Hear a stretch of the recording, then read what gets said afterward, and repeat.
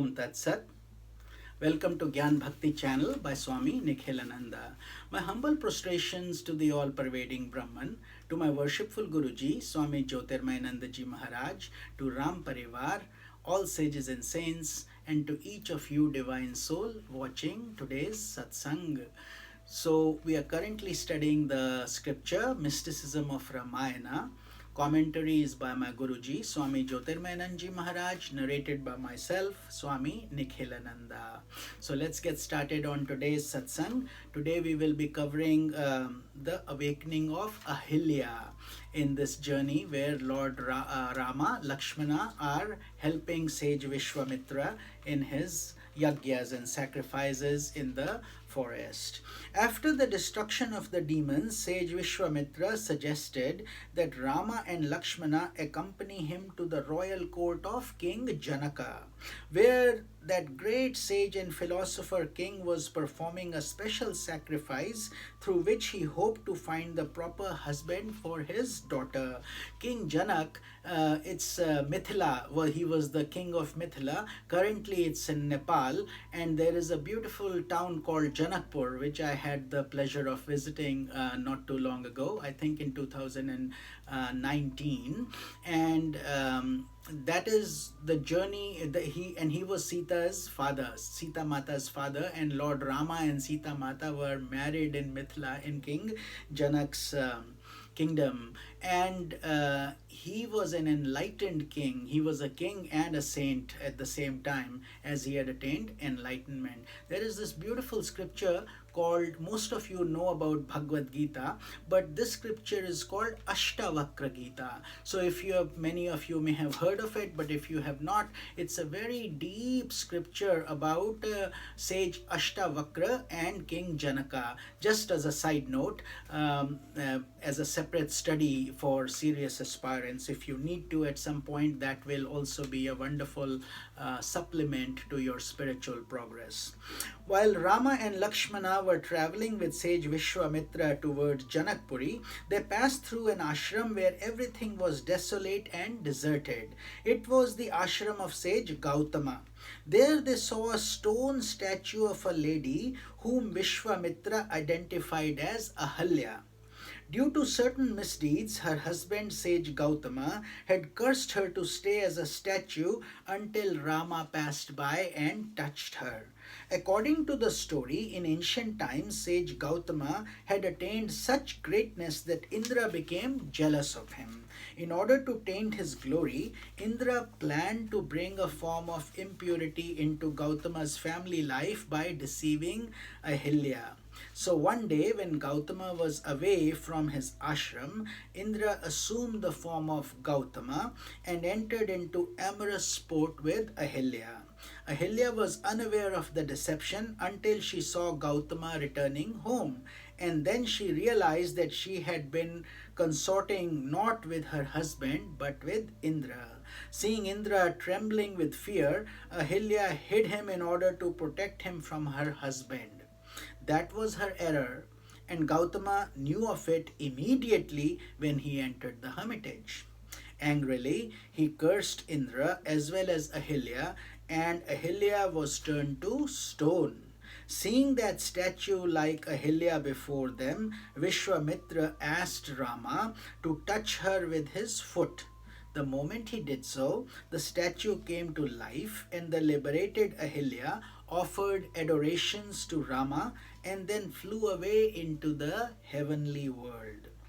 So, like Ahilya imprisoned in stone, spiritual feelings known as bhava, exist in the human heart in a latent state, in a stone-like condition. That is why we don't melt like Meera or like Radha or like Shabri. So we kind of start, we pray mechanically. This is what this means. It is there, but it is not alive, not sensitive. It is the wife of a sage, that is to say, it is associated with spiritual movement that can lead to Rama. That is the potential, but it has turned into stone. That's what ahilya means, our feelings inside. However, instead of being perfectly devoted to that spiritual movement, this bhava, due to ignorance, becomes associated with the ego sense, of which Indra is the symbol. By turning towards the objects of the world, human feeling remains imprisoned in a realm of relativity from birth to birth. And that stone like state continues until Rama crosses one's path. So, at one point, as we slowly evolve the feeling, one day Rama comes and he touches us and we come to life. And this is many a saint and sage of high caliber, when they have touched even criminals, they have changed their lifestyle forever. Actually, Valmiki, who wrote Yoga Vashishta, is a perfect example. He was a dacoit, a robber, highway robber, and his name was Ratnakar. He used to kill people and rob their possessions. And one day he met Sage Narada, and the satsanga made sense to him that what would happen to him after he died, when Sage told him he was accumulating so many negative sins. And at that time he gave up everything, and he did so much penance that he became an enlightened sage Valmiki, and he is mentioned in the Ramayana also, and he wrote the first Ramayana, by the way. So this is the potential of the human soul.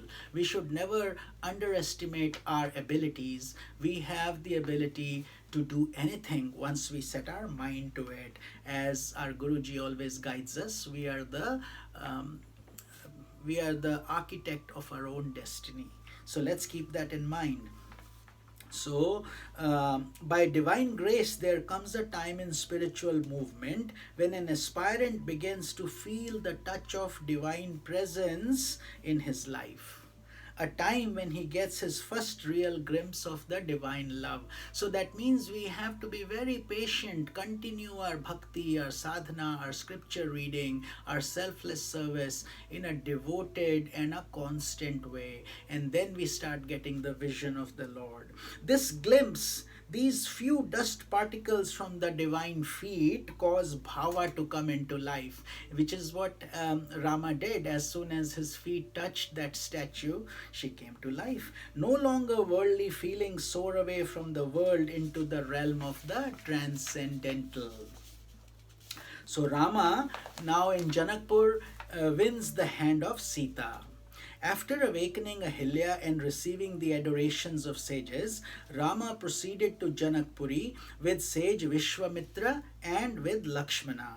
Their preparations were being made for the special ceremony in which respective suitors would try to lift Shiva's bow and thus win the hand of Sita, the daughter of King Janaka. This occasion was sanctified by the performance of a religious ritual, and all the sages were invited to be present. Princes from all over the world were extremely eager to marry Sita because she was a most beautiful and extraordinary personality. However, none of the suitors were really sure that they would be able to lift that mighty bow and prove themselves worthy of her. King Janaka had declared the lifting of the bow as a condition to winning his daughter's hand because of an interesting event that occurred in Sita's life. According to the legend, Sita, who was actually an incarnation of goddess Lakshmi, because Rama is an incarnation of Lord Vishnu. So she was not born under ordinary circumstances, Sita Mata. It seems that once there was a terrible famine in Janak's kingdom and the fields were without rain for a long time. The Brahmins suggested that the king himself should plow the ground with the golden plow, and when he did so, the plow hit something embedded in the earth. Looking for the obstruction, they found a strange jar, and when the jar was opened, there emerged a baby who was Sita. So she was revealed. She wasn't born out of a womb of a mother. King Janaka then brought up that child in his palace and raised her as his own daughter. One day, when Sita was growing up and tending to various tasks at the palace, she went to the room where Shiva's bow was kept. This bow was spiritually charged and of immense weight, so that it could not be lifted by any ordinary person. But Sita, unaware of the immense glory and power of that ancient bow, lifted it easily with her hands. So we will cover more about this satsang in tomorrow's satsang. This is Swami Nikhilananda. Om Tat Sat.